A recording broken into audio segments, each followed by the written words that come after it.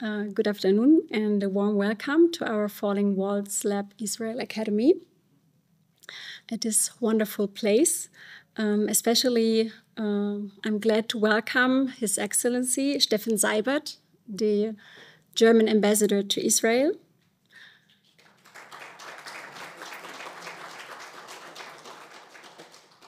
I'm very grateful to Professor David Harel from the Israel Academy of Sciences and Humanities, the president of this great organization, and to have and host us here.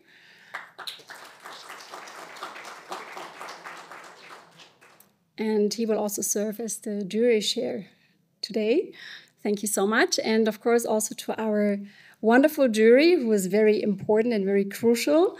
You do have all the details in our program that I hope you got outside, but I would like to name them one by one again. So we start here with Erez Ben Yossef from the Young Academy. He will later also say a few welcoming words to you.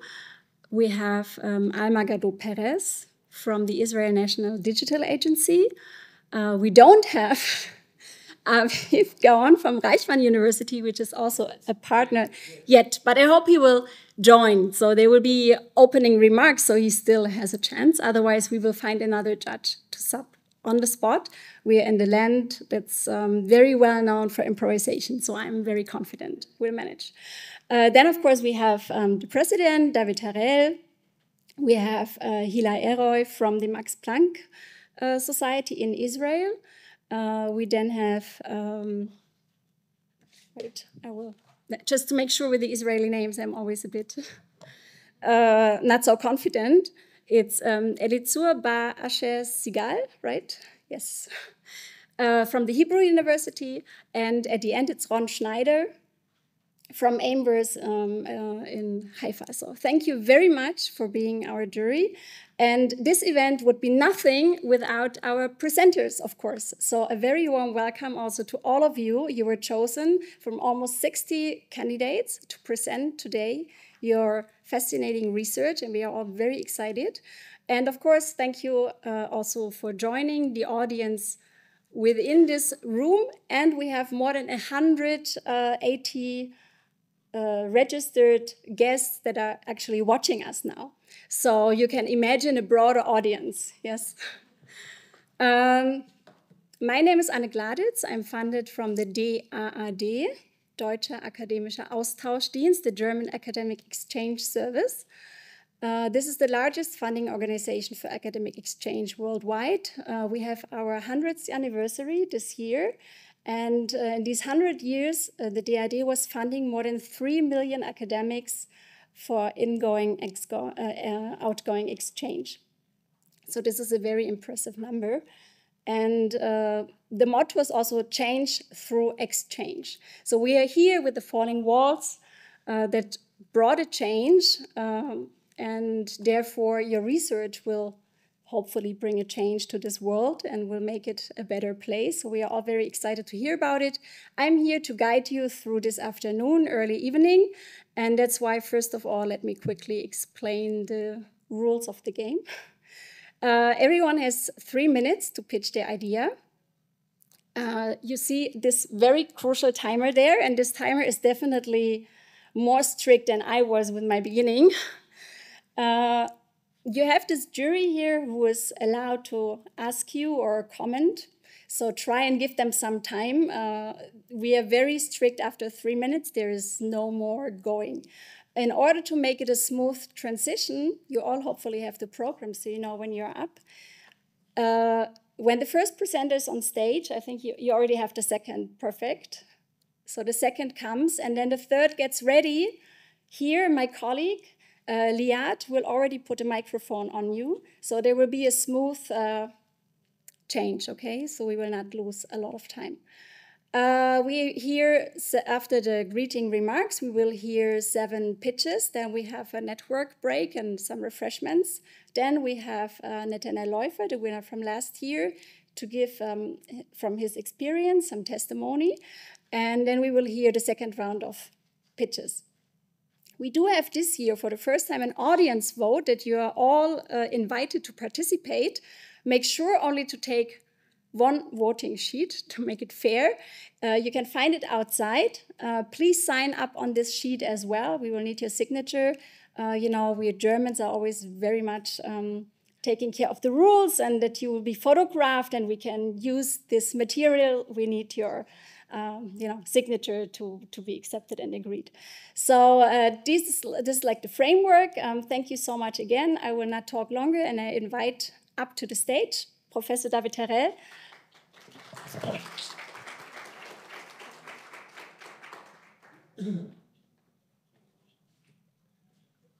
So I will really be very brief. The reason I did not prepare anything in writing is because things are happening so fast around here. So the good news is that this is one of the most pleasurable kinds of events for someone who heads an academy. Hearing youngsters talk about science, the difficult task of choosing who is the best. And I can say up front, you have all already been, vastly selected, so you can pat yourselves on your back already. And we apologize to those who will not win the first or second place that they don't, but they're not anything less than the others. So this is one of the nicest parts of my role. But as I do almost every time I stand up here, I cannot just sit down without saying that we're going through an absolutely terrible period, both from within. I don't know how many of you have seen that our Minister of Education today has championed a major upheaval of the Chok Moitza l'Hashkala Gvoha, the law of the Council of Higher Education, which is a little bit like what Levin is trying to do to the judicial system. And so we have to fight things from within.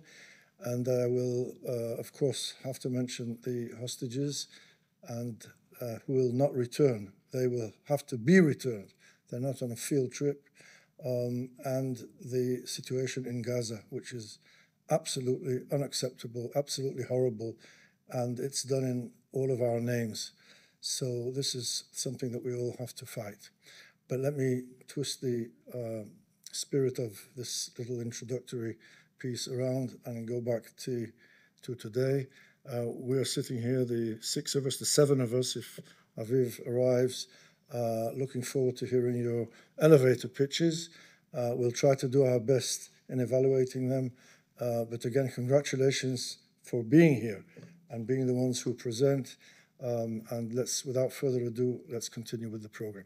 And I do want to say again that when we welcome Ambassador Steffen Seibert, it's not just because he is His Excellency the Ambassador. He is truly one of the greatest friends of Israel and of Israeli science that I have ever met. He's also a nice person, which you cannot say about every diplomat that you meet. And so, Steffen, thanks for being who you are, and thanks for being here. And we will continue to ask for your help and get it when you ask us to give it to us. And thanks for being here.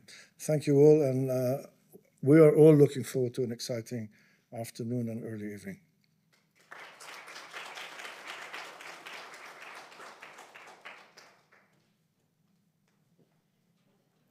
Thank you very much. And now, His Excellency, the Ambassador of Germany to Israel. שלום לכולם. נודע לי שכל האירוע באנגלית, אז יש לי תירוץ טוב לא לדבר בעברית. Thank you very much, David, for what you just said about the hostages, about the war, and about the humanitarian situation in Gaza. I stand by your words 100%. Hello. It's a great honor for me to be with you in this room on this exciting day. Falling Walls began in Berlin, which is, of course, the original city of the Falling Wall. And it began exactly 20 years after the wall fell on the 9th of November. That was the first conference. And ever since, the 9th of November has been the date of the Falling Wall conference. And I think they thought about this, and they made this decision to do it on a November 9th, which is a fateful day in German history. It is not just the day that this awful and horrible concrete building that divided East and West came down, and a building which, as you know, people died trying to cross. It is also the day that in 1918, the Republic was proclaimed, marking the end of the empire. And it is also the day of the November pogroms in 1938 against Jews, Jewish-owned shops, Jewish businesses, synagogues all over Germany. Actually, people, when we had reunification, there were people who said November 9th should be the national holiday because it shows the whole ambiguity and ambivalence of German history. Well, the decision was then taken to do it on the 3rd of October, but it is, I'm just saying, a very important day. So the Falling Wall Conference, right from the start, I think by choosing this date of November 9th showed that they aimed to honor the past while looking at the future and asking what scientific, what technological, what social barriers and walls can be broken down next.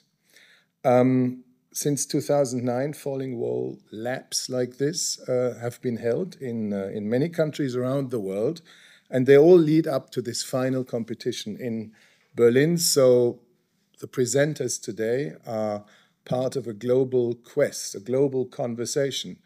And the winner of today's lab will represent Israel. Last year, the winner of the Israeli lab had a huge success in the international final competition, coming third. And I think Netanel Leufer is here, and he will, yes, Netanel, you will speak about your experience. Congratulations 1 year later on this amazing, I think, third place last year. Should be a strong motivation, I think, for today's participants. I think I can almost feel the tension in the room before the competition. I mean, let me say, as someone who could never, ever have done any of this, let me say, I can imagine it's tough. You have 3 minutes. They're very German strict about this, apparently. No more. 3 minutes to convince us all that the wall that you're looking at is the one worth breaking down next, and convince us all that you have the key or the wrecking ball, the scientific wrecking ball for this particular wall. And there's the jury, there's the supporting looks of your friends and family online and in the room.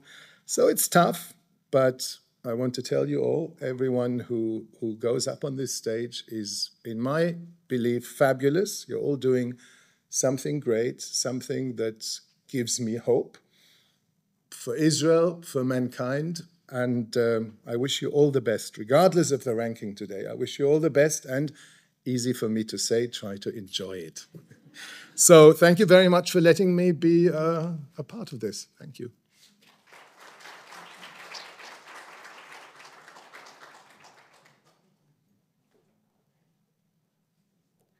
Thank you, Steffen Seibert. And now I would like to welcome also Erez Ben Yossef from the Israel Young Academy on stage for his introductory words.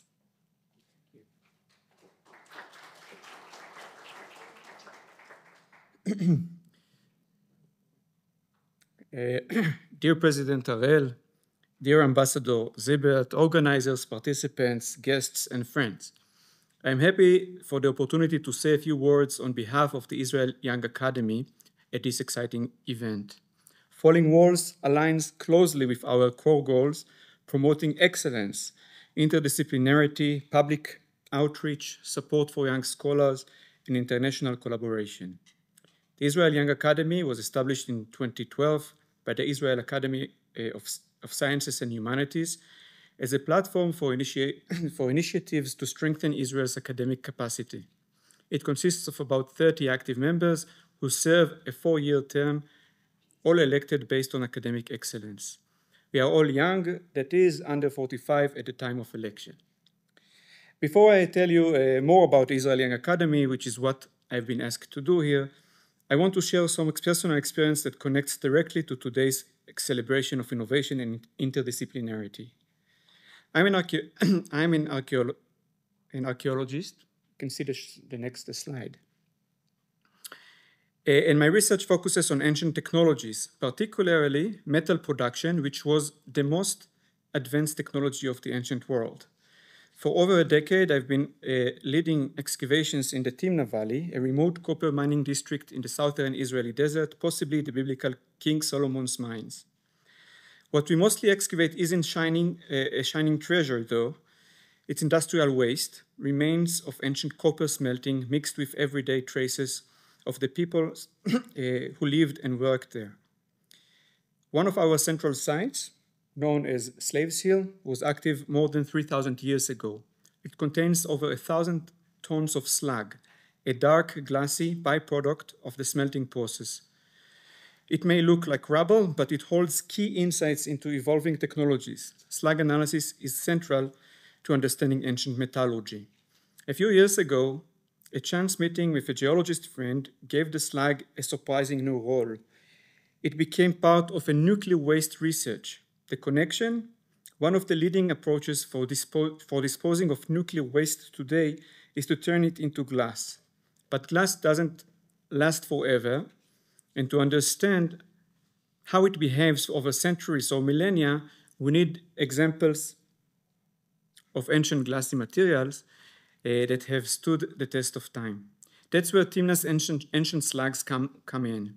Their glassy phases now help scientists study long-term glass decay for nuclear waste solutions. Timna has also entered another urgent global conversation, climate change. This time, the disciplinary walls fell thanks to an initiative led by a young academy alumna, Professor Michal Bar-Asher Sigal, who organized a competitive workshop designed to promote collaboration across distant fields.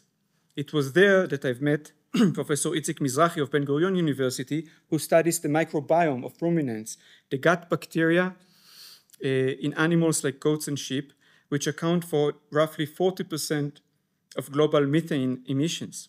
At Slaves Hill, between heaps of metallurgical waste, we uncovered an ancient animal pen with preserved dung from these animals. We are now working to extract ancient DNA from the dung with two goals: learning more about livestock management in the biblical period and tracing changes in the microbiome over thousands of years.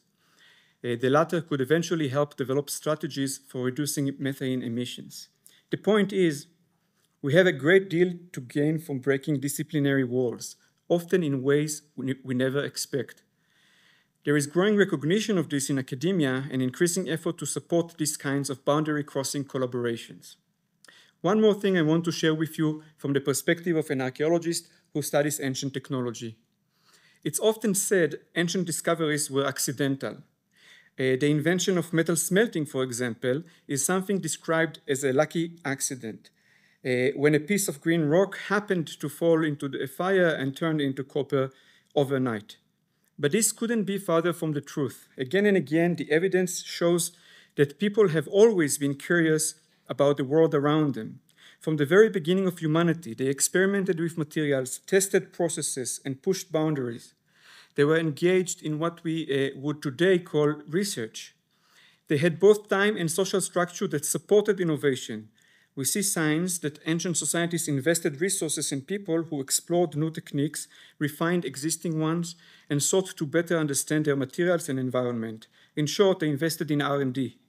Of course, we live in an era of an unprecedented technological acceleration, but R&D is not unique to our time. Curiosity is an innate human trait, and while the conceptual worlds in which discoveries have occurred have changed through time, and depending on your perspective, even regressed, our impulse to explore, test, and understand has been with us from the start. When I was a teenager, growing up in Jerusalem in the 90s, I had the sense that the world was moving unilaterally toward a better future. The dizzying pace of technological progress, especially the arrival of the internet, carried a promise that the divided world was on its way to becoming a global village. Walls fell, literally in the case of the Berlin Wall, and there was a sweet anticipation that the remaining walls, those between culture, languages, and deeply rooted prejudices, would soon follow. As technology made physical distance nearly irrelevant, it seems that the recognition of our shared humanity was growing stronger. Clearly, something went wrong. And these hopes that were once concrete seem now like nothing more than a dream. What happened? Maybe it's just that other innate human qualities began to surface. Those that exist alongside our curiosity, qualities like tribalism, the comfort we find in close kinship, the need for a community that is also physically present, or the desire of a strong and reassuring identity or for belief systems, gods, or other frameworks that help us cope with our ephemerality. All this potentially deepen the divides between us. Science and the rapid progress it drives has not provided satisfying answers to these basic needs and fears. In some cases, it may even amplify them. Still, the current chaos may be just a temporary response, a recoil from change that came too fast, a pause to buy some time to adapt.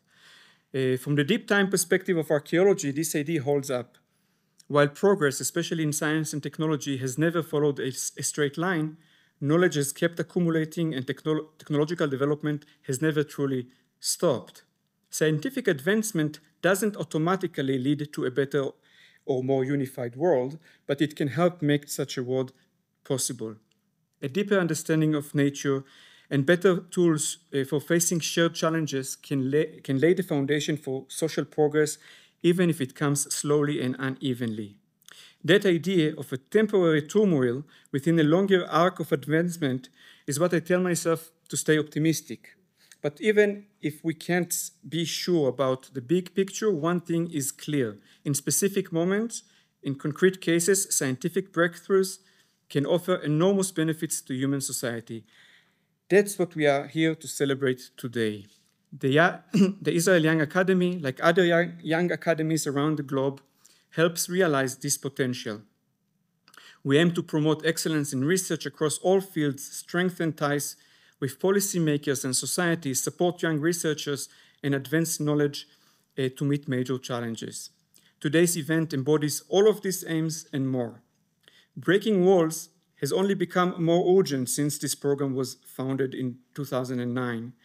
This is true worldwide, and even more so for Israel, which is facing one of the most challenging periods in its history: deep social division, a prolonged war with our neighbors, and growing academic isolation. So let's celebrate this event. To all the participants, good luck, and let's break walls. Thank you.